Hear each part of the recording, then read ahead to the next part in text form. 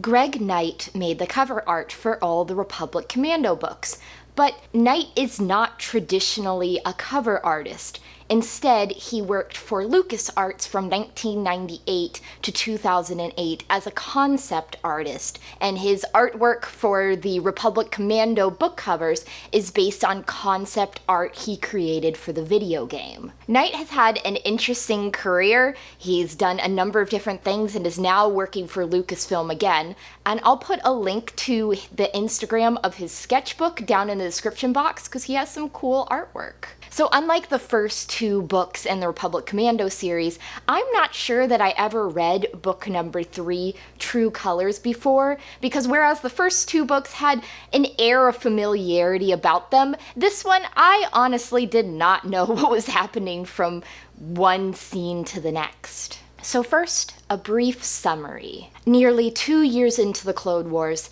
the secret special ops missions of its elite clone commandos have never been more critical or more dangerous. During an assault on the world of Gaftikar, Omega Squad makes a shocking discovery that will shake their loyalty. And Kal Skirata's personal vendetta against the Kaminoan scientist Ko Sai comes into conflict with Delta Squad's newest mission, direct from Chancellor Palpatine himself. So the first two Republic Commando books had basically 4 Viewpoint characters in each one, and in 000, book number 2, the Viewpoint characters were Ordo, the Null ARC Trooper, Etain, the Jedi, Phi, the Clone Commando from Omega Squad, and Sergeant Kal Skirata. In the third book, True Colors, we get almost double the number of viewpoints. If I'm counting correctly, we get the POV of former Sergeant Walon Vau, Sergeant Kal Skirata, Darman of Omega Squad, Sev of Delta Squad, Ordo the Null Trooper, Etain the Jedi, and Besany Wessen the Treasury Audit Agent. That's 7 viewpoints. That's a lot to keep a handle of.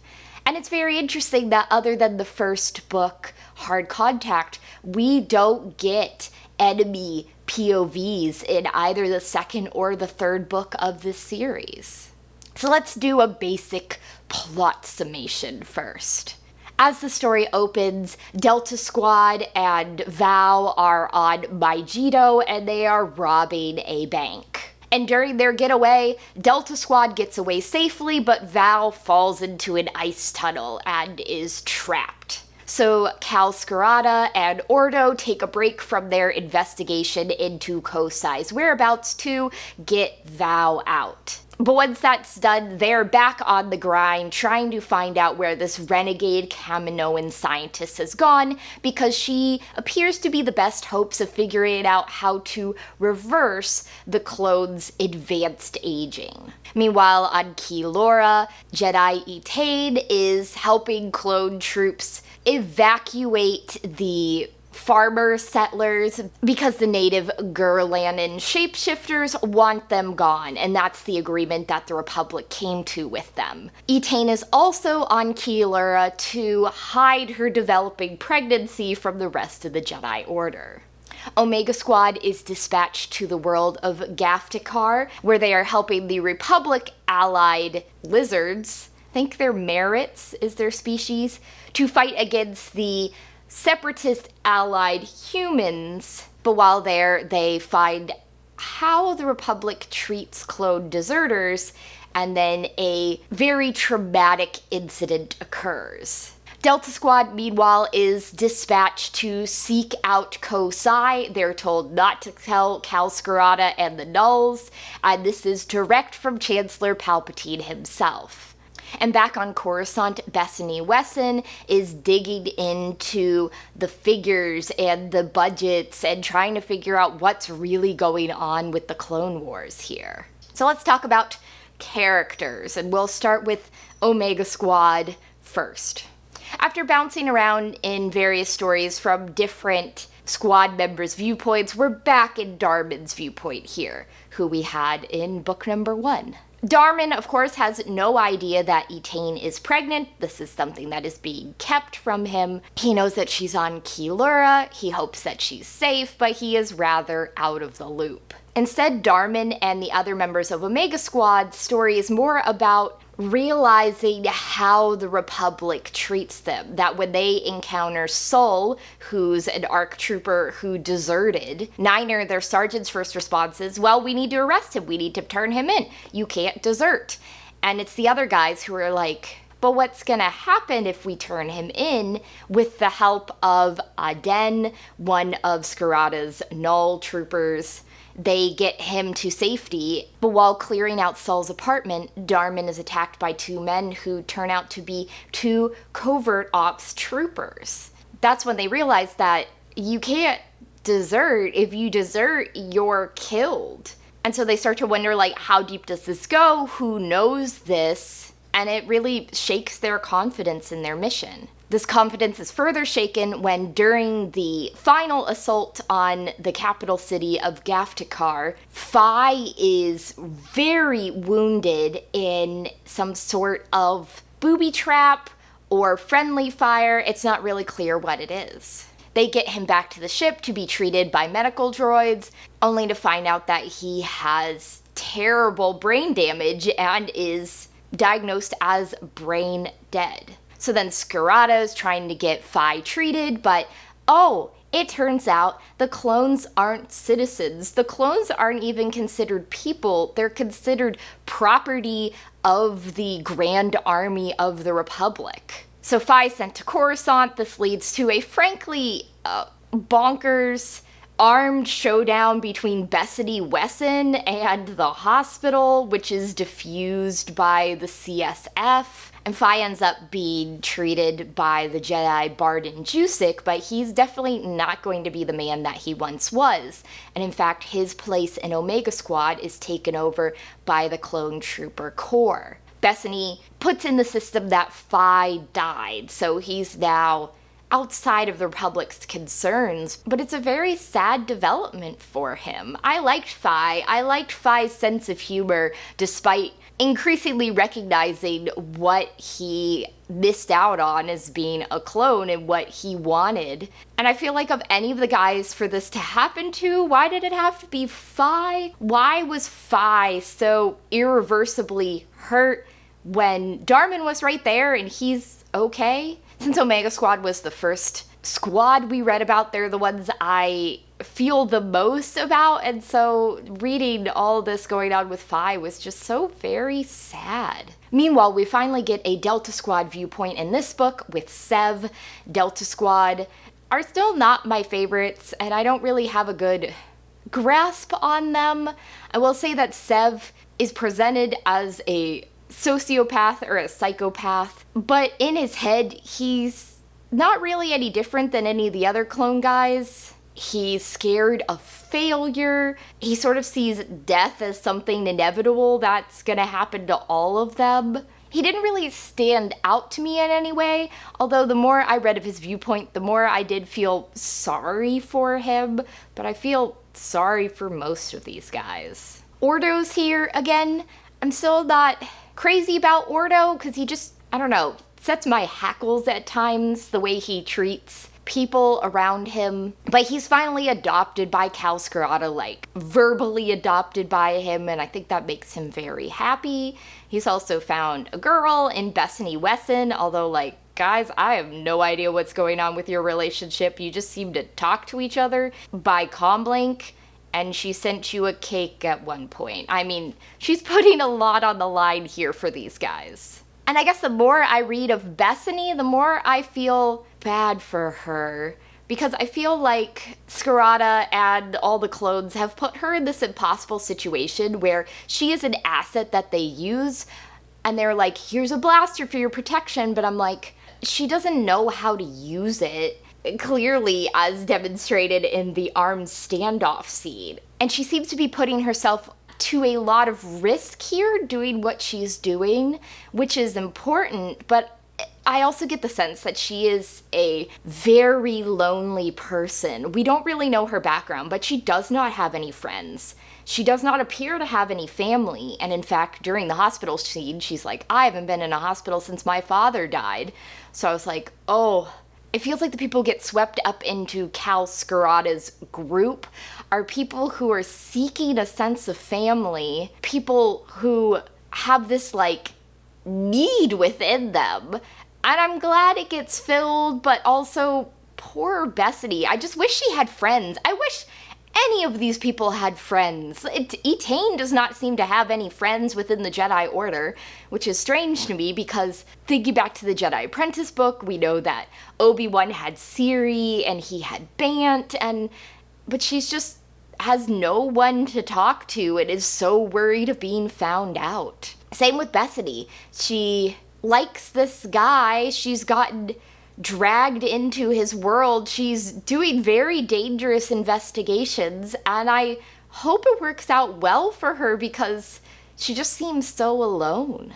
Jumping over to Etain, Etain decides that she's going to use the Force to speed her pregnancy up. So 3 months in, she's got a 6-month fetus, but then that's not very good, so then she has to take it easy for the next 3 months. I know that in the Dark Nest trilogy, Tenel Ka used the Force to, like, slow down her pregnancy so people would not be speculating about the father. I feel like speeding it up is not a good idea, and I don't really understand how you can speed it up, have a bigger baby for the amount of time that has progressed, and she doesn't visibly look pregnant. Like, that's not how pregnancy works. I feel like a lot of people, especially once they hit the 6-month part, like, their bump is visible, especially if you are Etain, who seems to be a very small woman. There's no way she'd be able to hide that. Like, that would be very visible. I also have to completely side-eye her continued decision to keep this from Darman, culminating in, at the end, Kal Skirata brings Venku for Omega Squad to meet. They still don't say anything to Darman, and Darman's like, I'm not ready to be a dad yet. And she's just like, heartbroken over this, and it's like, lady, this is your own problem. You chose not to tell him. You can't be upset that he says he's not ready to be a father if you never told him you were trying to conceive in the first place. Like, that was the dumbest idea. And then she gives him to Kal Skirata, and then she goes back to being a Jedi, which is juxtaposed with Bardan Jusik, who ends the book leaving the Jedi Order. I've been worried about Bardan for a whole other book now because he seems so enthralled by the Mandalorians and their culture and their ways, and I was like, I'm not sure that is the right approach for a Jedi to take. And this culminates in Jusik healing Fi, being so concerned about how the Republic is mistreating the clone troopers that he would rather leave than stay. Another one of these sad, lonely souls getting sucked into Kal Skirata's family group. But again, I can't help feeling like we're really supposed to like Jusik and we're supposed to be frustrated with Etain, and so that's why he leaves at the end, and that's why she goes back despite having a newborn child. Like everyone in Kal Skirata's orbit, former Sergeant Vau also seems to go through this softening phase where he steals all this money from his family vault because he wants to give it to help the troopers. He maybe isn't as demonstrative in his feelings as Skirata, but he still wants the best for the guys he trained, and so he helps him on this quest to catch Kosai. What I found interesting about Vau in book number 2 was how he seemed to be this, like, cold person that had a definitely different training method than Skirata, but no, he's loosening up as well, and everyone's concerned about the well-being of their guys. I mean, I am too, but we'll talk about this in the issues. This book is not subtle in any way. Kal Skirata is just dadding it up all over the place. He adopts Ordo, he adopts Fi, he probably adopts other ones too. Yeah, he definitely adopts Darman. He's on a mission to save his boys. And again, I like what Kal's doing. I feel like that's good, giving them a sense of family, giving them a sense of community. But he is a bit much at times. And it does worry me the way he just sucks people into his orbit, like Besany, who is clearly a lonely individual, but is now doing dangerous things that I'm sure are needed, but I'm not sure will end up well for her in the end. He definitely has plans in place for when the war ends, how he's going to get his guys out. And I guess the question is just, who does he consider his guys at this point? Because it's definitely the Nulls and Omega Squad, but I feel like it could very easily involve like everyone he's trained, and I'm not sure he has the space on Mandalore to do that. I mentioned in the previous review that, like, I don't understand how Kal Skirata has this much power. I really don't understand in this one. He's just off doing his own thing and pulling the Nulls to help him. Like, how? How does this work? I don't understand. This man is just a force, and no one can stop him. But it confuses me. So let's move on to the issues section. At 450 pages, True Colors is 50 pages more, actually more like 60 pages longer than the previous book. But it's only 20 chapters like Hard Contact. So what does that mean? Well, I found that the pace for the first 130 pages, which is the prologue through chapter 5, was pretty darn slow. This was the bit where I was like, I don't remember reading this book before, and it was frankly a struggle to keep reading because nothing was happening. There was the bank robbery on Megiddo, and Vau fell through a hole, but that was really it on the action front. So I was like, just keep reading, just keep reading, just keep pushing through. And once I got to chapter 6, the pace definitely picked up. But then I noticed a separate problem, which was that the big climactic events happen in chapter 11, but then we've got 9 more chapters to go. Chapter 11 was where finally Kal Skirata faced off against Kosai, and was also the chapter where Thai was wounded during the assault on Gaftikar. So after that was 9 chapters of trying to get Kosai to go along with what they want of her, bringing Etain and Kosai to Mandalore, Phai's treatment, Phai being diagnosed as brain dead, taking Phai to Coruscant, Besany having a standoff in the hospital because they want to euthanize Phai, and then Bardan Jusik force healing Phai, and then Phai going to Mandalore, and then Delta Squad just continuing to dig through the rubble of Kosai's former wherever, and then Kosai killing herself, and then them giving Delta Squad Kosai's head, so they'd be like, oh, we found her, and Etain having her baby, and people meeting Etain's baby. Yeah, so it just felt like what I considered to be the climax, like the most action-filled part, was very oddly placed. Basically, chapter 12 begins on page 300, which means there's 150 more pages, but there's no action really happening here. And I was like, I'm not sure I would have structured the book this way, because it felt like I was struggling for that first 130 pages, then the pace picked up, and then it almost like slowed back down again, just because it didn't feel like it was building to something like the previous 2 novels. I think part of that is due to issue number 2. There are too many Viewpoint characters here, and just sort of too many characters in general. This has been, I noticed, a continuing problem since book number 2, where book number 1 was very tightly focused on just Omega Squad and Etain and the bad guy. And then in book number 2, we gotta bring in Delta Squad, we bring in the Null ARC Troopers, we bring in Kal Skirata and Sergeant Vau, and all sorts of other people in there, and it starts to get a little crowded. So then by the time you get to book number 3, where you have at least 7 Viewpoint characters, yes, this is crowded. I feel like this could have been maybe trimmed down a little bit here. Common in the series, that as the series progresses, there's more characters to keep a handle on, so we've got to devote more time to them, so the page counts get bigger as each book progresses. I'm just not sure that was necessary here. Because issue number 3 is that there is a lot of melodrama in this book. Some of it worked for me, some of it did not work for me. Obviously, there's the whole melodrama associated with Etain's secret pregnancy, and she won't tell Darman. And then when Darman sees their baby, not knowing it's their baby at the end, and he says a dumb thing, and then, oh, the pain.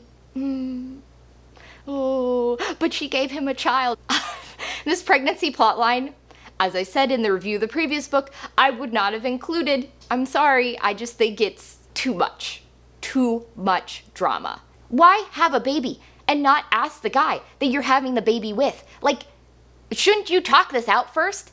The standoff that Besany has when they want to euthanate Phi was like melodrama supreme. I was like, really? She's gonna like hold a blaster on people, but she doesn't get arrested and they're all like, we understand why you did it, honey. Don't worry, there'll be no repercussions. And I'm like, really? Really? I mean, I guess it's good to have cop friends. And I'm not saying I wanted Phi to die. I don't. I like Phi, but that was a little bit too much. Like, I do not buy that Besany got out of this with no consequences whatsoever. Maybe the 4th book will have consequences for this, but thus far it seems to be like she got away scot-free. I feel like the books are strong enough that they could have done without that. It's just a little too soap opera for me. Which leads me to my final issue with True Colors, which is just that I sympathize with what Karen Travis is trying to say, and I agree with her. The clones have basically been shafted. That's not cool. But I feel like she takes it too far. This book is the opposite of subtle. Things are repeated over and over and over and over again that I feel like we don't need all that repetition. I got it the first time, and in fact, the more you banged it over my head about these poor mistreated clones, which I agree with, it annoys me. And I think it's another culprit of that, like, page bloat, where you don't have to tell us 50 bazillion times that the clones aren't citizens, the clones are treated as property, the clones are not considered human by the Republic at large. 1 or 2 scenarios where that comes up is enough. We don't need a lot of them. And that's the case here, where it's not just like it gets hammered into us in these different situations, especially Phi's care, but characters' internal monologues, they're constantly harping on this. And I'm like, I know, this is bad. I agree, but it's just really, really repetitive at times. So, in short, True Colors picks up a few months after the previous book, 000, and after a slow start, picks up with this dueling plotline of the search for Kosai, while Omega Squad learns uncomfortable truths about how the clones are treated, and Etain does dumb stuff. Unfortunately, I felt like the climax built a little too early here, and so the book slowed back down, really, after chapter 11. I like Omega Squad. I feel so bad about Phi, and I appreciate what Travis is trying to do here, even if a lot of her overtness and non-subtlety rubs me the wrong way. Despite not liking Etain's secret pregnancy plotline, I am interested to see where the 4th book picks up. Will Kal be able to save all his boys? What's gonna happen once we hit Revenge of the Sith? I don't remember, because I don't think I ever read that one, so I'll be interested to see how it plays out once we get there. So next time I'm going to be reading a book about the Empire's greatest weapon, at least as of A New Hope in the Battle of Yavin, Death Star, by Michael Reeves and Steve Perry.